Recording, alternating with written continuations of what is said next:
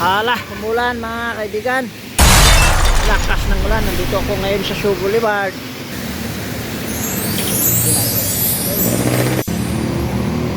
Guys, nandito muna ako sa Honda dahil umulan. Tumambay ako dito. Dahil tumambay ako, nakakaya naman. Kaya ngayon ang mangyari, magpasensyon na lang ako, kaibigan. Under warranty naman yung motor. Magpasensyon na lang ako, mga kaibigan. Lakas ng ulan. Oh, lakas. Oh, malakas talaga ulan, oh. Guys, papa-change na lang ako sa aking motor. Kasi ano na to naka 1,700 na kilometers.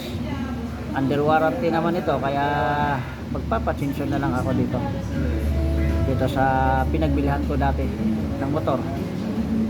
Dalawang motor dito na nabili ko, mga kaibigan, puro TMX. Bali may ano pa dito,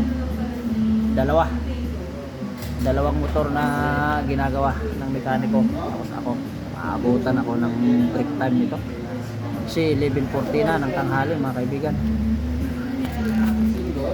Oh, yan ang ginagawa. Meron pa siya sa loob, oh.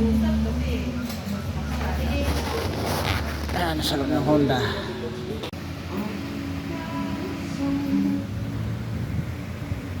Bili ako ng langis muna, yung 1 litro langis na yung Honda, mga kaibigan. Ito guys, yung ano pang TMX, ito yung gold ang takip, 270 yung isa. Ito synthetic. Ayan. Yan kaibigan, blurred nga lang kasi nasa loob ako, nasa labas yung motor ko, chini-chinson. Yan. Yan na po mga kaibigan, ang nagawa ng aking video kahapon. Sabi ng mekaniko, mga kaibigan, kasi tinanong ko kung ano ba ang basihan para sa change oil ng motor ko na Honda Supremo 150, at ang sabi naman niya ay pwede na yung 1,500 kilometers o kaya 2,000 kilometers ang matakbo ng motor ay pwede na may change oil. Kapon nga yung ano ko 1,700